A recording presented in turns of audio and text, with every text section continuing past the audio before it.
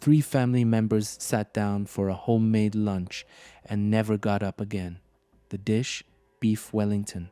The secret ingredient, allegedly, death-cap mushrooms. What looked like a peaceful Sunday meal may have been a calculated act of murder, and the woman who cooked it. She'd been accused of trying to poison before. Welcome to crimepulse series, where we uncover the crimes hiding in plain sight. If you're drawn to the cases that make your jaw drop and your skin crawl, hit that subscribe button and join us for the stories the headlines can't stop talking about. It was a crisp winter afternoon in Leongatha, a quiet town tucked in the countryside of Victoria, Australia. On July 29, 2023, the Patterson family gathered for what was supposed to be a warm, intimate lunch at the home of Erin Patterson, a 50-year-old mother and the ex-wife of Simon Patterson. At the table were Don and Gail Patterson, both in their 70s, Simon's parents. Also joining them were Gail's sister, Heather Wilkinson, and her husband Ian, all familiar faces, all family. The occasion wasn't extravagant, just a casual gathering between people who had once shared holidays, birthdays, and decades of life together. The centerpiece of the lunch, a perfectly plated beef Wellington golden, crisp pastry wrapped around a rich mushroom duxelles and tender meat. It looked like something out of a cookbook. Homey, elegant, comforting, the kind of meal meant to bring people closer. But as forks clinked and wine glasses were raised, no one at that table could have guessed what was really being served. Because within days, three of them would be dead, and one would barely make it out alive.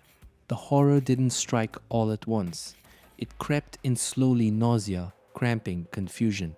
At first, it must have felt like nothing more than food poisoning. But what followed was anything but ordinary. What began as a quiet family meal would unravel into one of Australia's most chilling and bizarre murder cases in years, and at the center of it all, a woman who claimed she was just cooking lunch. Before her name made international headlines, Erin Patterson was, by most accounts, just another resident of Leongatha, a quiet, small-town mother in rural Victoria, Australia. She lived in a modest home, cared for her children, and kept to herself. There was nothing about her life that screamed danger, no criminal history, no signs of a double life. Just a woman trying to navigate a messy divorce and raise a family in the middle of it. She had been married to Simon Patterson, the son of Don and Gail, for several years. Their relationship had its ups and downs, as most do, but over time the marriage deteriorated. The couple eventually split, not with fireworks or scandal, just quietly drifted apart. Even after the separation, Erin and Simon stayed loosely connected, mostly because of the children. And despite the divorce, Erin still maintained occasional contact with Simon's extended family. They'd once been close. She'd shared holidays with Don and Gail. She knew Heather and Ian. They weren't strangers, they were former in-laws who had, for years, felt like family. By all appearances, Erin was just another woman trying to move on. But underneath the surface, prosecutors allege something far darker was brewing. Because Erin wasn't just connected to these people by blood or marriage, she was the one who invited them to lunch. The lunch at Erin Patterson's home wasn't just any gathering. It was intimate, personal, a reunion of people with deep family ties. Seated at that table were Don Patterson, aged 70, Erin's former father-in-law. A kind, community-minded man, Don had worked in the church and was known locally for his generosity and calm demeanor. His wife, Gail Patterson, also 70, was deeply rooted in her faith and family, the type of woman who sent handwritten notes and remembered birthdays. Joining them were Gail's sister, Heather Wilkinson, 66, and her husband Ian Wilkinson, 68, a respected local pastor and community leader. Together, Heather and Ian had devoted their lives to helping others, particularly through the church. Their presence added a spiritual warmth to the gathering, people who valued togetherness, forgiveness, and shared meals. These weren't people who had to come to Erin's house. They were invited. And they accepted, maybe out of kindness, maybe out of tradition, maybe because they thought peace was possible after the divorce. They had no reason to suspect anything sinister. 4 adults sat down to eat. 3 of them would die within the week, and one, Ian Wilkinson, would become the lone survivor, the only person who could tell investigators what really happened at that table. The centerpiece of the lunch that day was something almost cinematic: beef Wellington. It's not an everyday dish, it's luxurious, labor intensive, and deeply traditional. Golden puff pastry wrapped around a layer of finely chopped mushrooms known as duxelles and a perfectly cooked fillet of beef. It's a dish you serve to impress, to comfort, to bring people together. But in this case, it may have done the exact opposite. According to investigators, this beef Wellington wasn't just impressive, it was deadly. Mixed into the duxelles, police allege, were Amanita phalloides mushrooms, better known as death caps. They look innocent, even appetizing, but they are among the most lethal fungi in the world. A single cap can be enough to kill a grown adult. The dish had been home cooked, prepared by Erin, and on the surface everything looked perfect. But beneath the glossy crust of that Wellington, something sinister may have been hiding, a toxin so powerful, so untraceable at first, that no one realized what was happening until it was far too late. This wasn't a weapon, it was a meal. Shortly after the lunch, the symptoms began. It didn't hit them all at once. That's what makes death cap poisoning so insidious. At first, it feels like nothing more than a stomach bug: nausea, vomiting, diarrhea, weakness. But by the time those symptoms subside, the real damage has already begun. Within hours, Dawn, Gail, and Heather were seriously ill. Their organs, particularly their livers, were under attack. By the next day, they were all hospitalized, and by the end of the week, all 3 were dead. Ian Wilkinson, the pastor and last guest at the table, barely survived.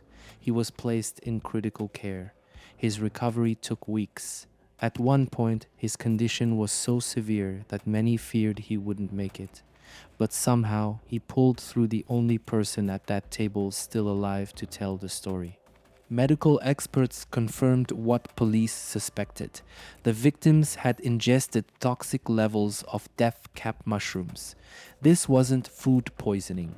It was something far more targeted and far more permanent. 3 out of 4 people who ate the dish were dead within days. And the person who made the meal, she didn't even get sick. The suspected killer in this case wasn't a knife, a gun, or even a traceable chemical. It was a mushroom. Amanita phalloides, better known as the death cap, is one of the deadliest fungi known to science. It looks harmless, even edible, with its pale yellow-green cap and delicate stem. But it contains toxins so lethal, even a small bite can destroy the liver and kidneys in a matter of days. Death caps are deceptive. In the first 6 to 12 hours after ingestion, symptoms are mild nausea, cramps, vomiting.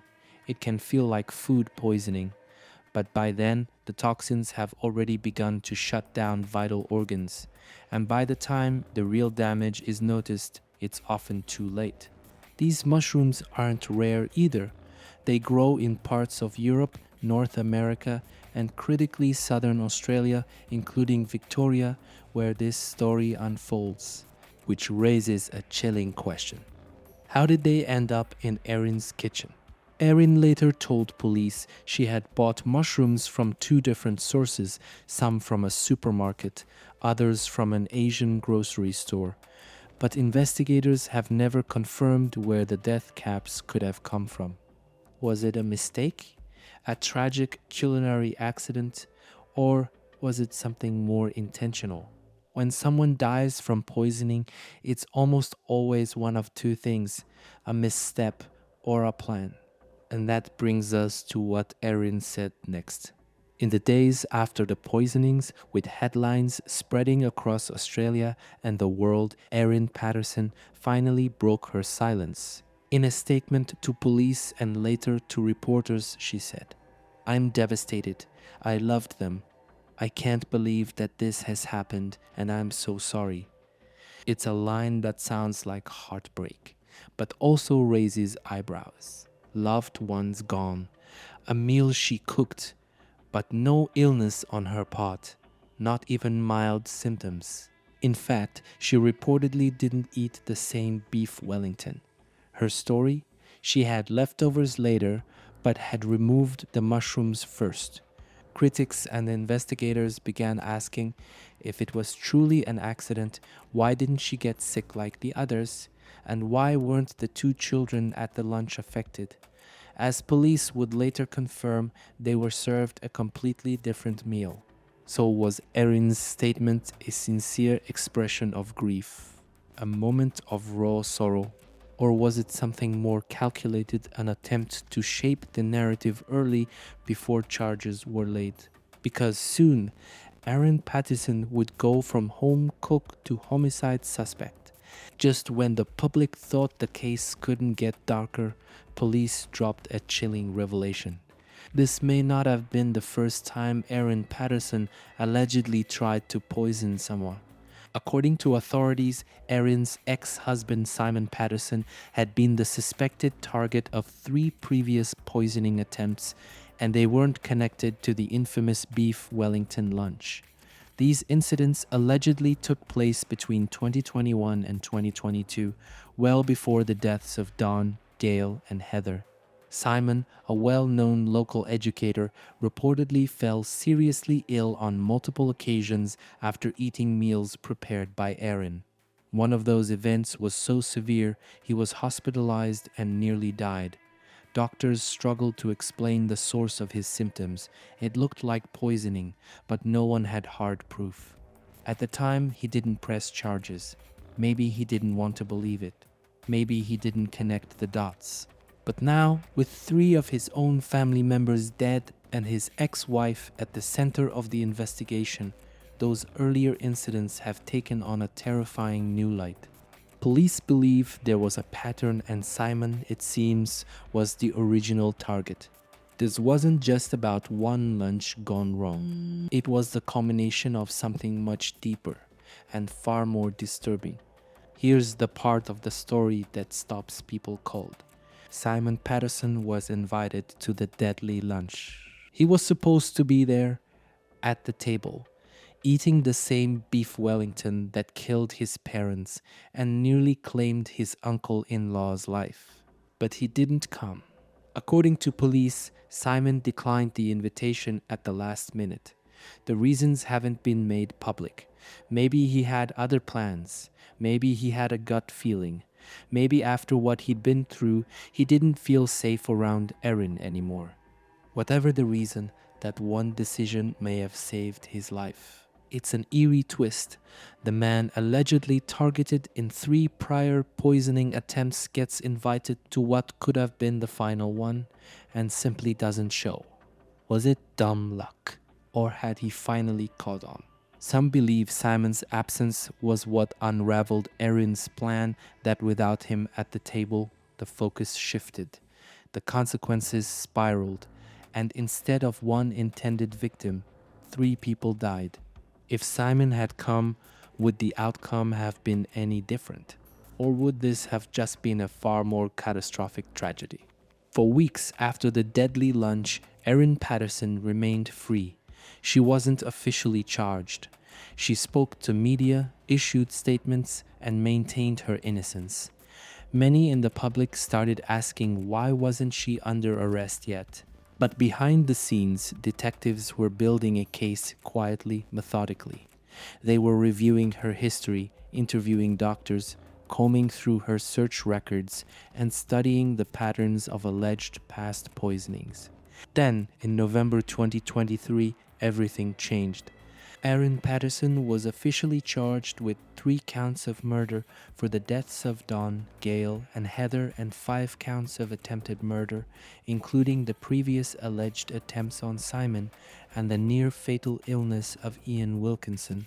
8 charges, 1 suspect, and a wave of public shock. Erin was taken into custody and transported to the Wonthaggi police station, where she was processed and held. The media swarmed, camera crews lined the streets. Australia and the world watched in disbelief as the woman who once cooked a family meal was now being escorted away in handcuffs. She has pleaded not guilty to all charges. But police are confident in the evidence, and they say it points to one thing.